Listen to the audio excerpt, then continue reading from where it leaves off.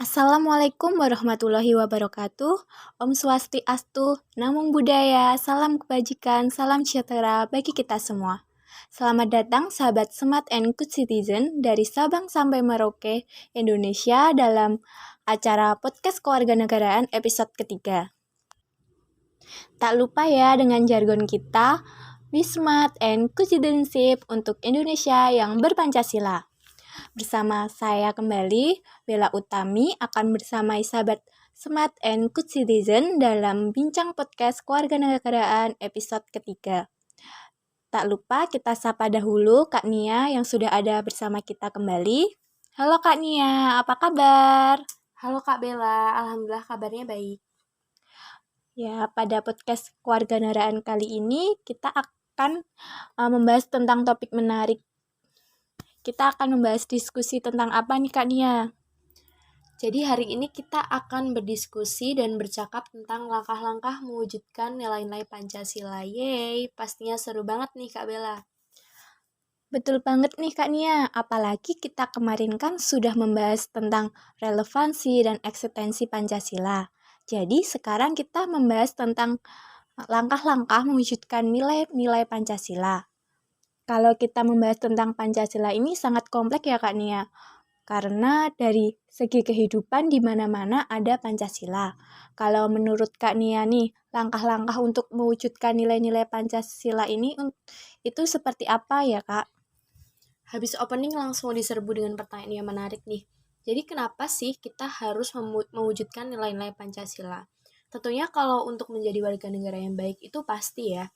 Tapi kalau dari perspektif yang lain, mewujudkan nilai-nilai Pancasila ini juga ditujukan untuk mewujudkan tujuan negara Indonesia. Kak Bella masih ingat nggak nih tujuan negara Indonesia yang ada di pembukaan Undang-Undang Dasar Negara Republik Indonesia tahun 1945? Waduh, masih dong Kak. Jadi tujuan negara Indonesia itu berdasarkan pembukaan Undang-Undang Dasar Republik Negara Indonesia tahun 1945 adalah melindungi segenap bangsa Indonesia dan seluruh tumpah darah Indonesia dan untuk memajukan kesejahteraan umum, mencerdaskan kehidupan bangsa dan ikut melakukan ketertiban dunia yang berdasarkan kemerdekaan, perdamaian abadi, dan keadilan sosial Kak Nia. Mantap nih, tapi mahasiswa PPKN ya harus hafal dong, di luar kepala ya harusnya. Karena bahaya nih kalau nggak hafal, karena itu kan sebagai modal pengetahuan untuk menjadi guru PPKN yang baik. Oke, jadi karena kita sudah tahu ya tentang tujuan negara yang Kak Bella sebutkan tadi, dengan apa sih kita mewujudkan tujuan negara ini? Jawabannya itu juga ada dalam pembukaan Undang-Undang Dasar Negara Republik Indonesia tahun 1945 yang bunyinya, maka disusunlah kemerdekaan kebangsaan Indonesia itu dalam suatu Undang-Undang Dasar Negara Republik Indonesia yang terbentuk dalam suatu susunan negara Republik Indonesia yang berkedaulatan rakyat dengan berdasarkan kepada ketuhanan yang Maha Esa, kemanusiaan yang adil dan beradab, persatuan Indonesia, dan kerakyatan yang dipimpin oleh hikmat kebijaksanaan dalam permusyawaratan perwakilan, serta dengan mewujudkan suatu keadilan sosial bagi seluruh rakyat Indonesia. Jawabannya ada di Pancasila dengan cara mengamalkan nilai-nilai Pancasila yang saya sebutkan tadi, dari ketuhanan yang Maha Esa sampai dengan keadilan sosial bagi seluruh rakyat Indonesia. Kita sudah mengantongi benang merahnya ya dalam hal pentingnya mewujudkan nilai-nilai Pancasila. Selanjutnya ke inti pertanyaannya.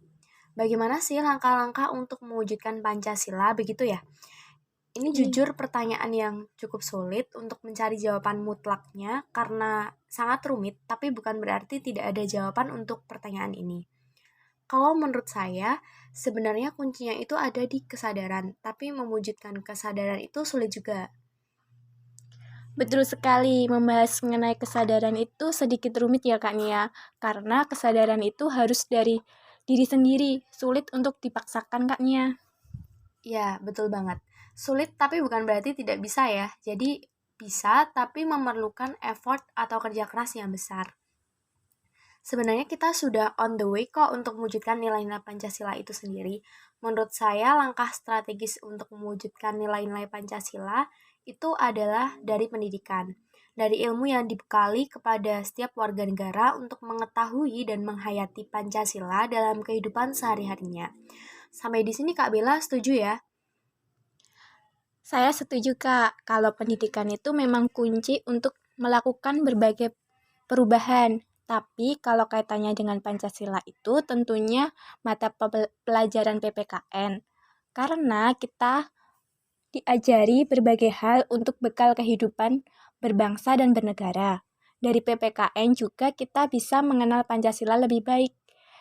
Kita tahu pendidikan tentang Pancasila ini wujudnya baru bisa kita pelajari ketika duduk di bangku sekolah. Kalau di keluarga, kembali lagi ke latar belakang keluarganya ya Kak. Iya betul banget. Jadi kan kita kan pendidikan itu ada pendidikan keluarga, pendidikan sekolah, dan pendidikan masyarakat. Nah, kalau misalkan yang pertama kali kita tempuh kan pendidikan keluarga, tapi kan mungkin juga bergantung ke keluarganya masing-masing kembali lagi. Karena keluarga keluarga itu kan juga tergantung background pendidikannya. Mungkin ada keluarga yang sangat nasionalis dan mengamalkan Pancasila sejak dini ke anaknya. Tapi kan background keluarga ini juga faktornya dari pendidikan dari keluarga itu. Intinya kembali lagi ke pendidikan keluarganya, background pendidikan keluarganya itu seperti apa sih? Nah, maka dari itu masih banyak PR kita untuk membenahi pendidikan, khususnya di mata pelajaran PPKN. Kenapa sih PPKN ini tidak menarik untuk dipelajari, terkenal sebagai pelajaran yang membosankan, harus dicari itu akarnya. Dan kita ubah mindset tentang PPKN yang berimage sebagai mata pelajaran ceramah. Iya Kak, selama ini PPKN memang selalu dibilang sebagai mata pelajaran yang isinya ceramah ya Kak Nia. Iya, betul banget. Mungkin karena gurunya juga ya Kak Bila, mungkin gurunya metodenya monoton, hanya metode ceramah, padahal masih banyak sekali metode yang bisa diterapkan oleh guru. Sebenarnya selain daripada pendidikan, masih banyak langkah-langkah yang bisa kita lakukan untuk mewujudkan nilai-nilai Pancasila. Tapi yang paling penting adalah pendidikannya. Karena pendidikan itu ibarat kita membuka jendela. Saat kita belajar, saat kita membuka jendela, jadi banyak melihat apa yang ada di luar zona nyaman kita. Kita bisa tahu apa yang semestinya kita lakukan dan apa yang tidak boleh kita lakukan. Terlepas dari itu, banyak kegiatan yang bisa ditujukan untuk mewujudkan nilai-nilai Pancasila, seperti diselenggarakannya lomba-lomba PPKN, cerdas cermat, pelatihan dan pembinaan, bahkan ada loh Kak Bella gagasan tentang desa Pancasila itu di daerah namanya Desa Manjung, Klaten, itu dijuluki sebagai Desa Pancasila. Nah, dulu saya juga pernah berkesempatan ke sana untuk melakukan penelitian tentang Desa Pancasila ini. Ini menurut saya adalah suatu gagasan yang bagus sekali dan menarik karena pendekatan yang dilakukan di Desa Pancasila ini kan pendekatan sosial untuk memberi kesadaran kepada masyarakat tentang pengamalan nilai-nilai Pancasila.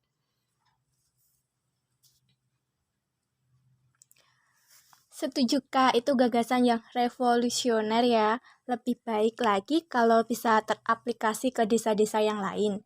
Jadi sampel untuk diterapkan ke desa-desa yang lainnya.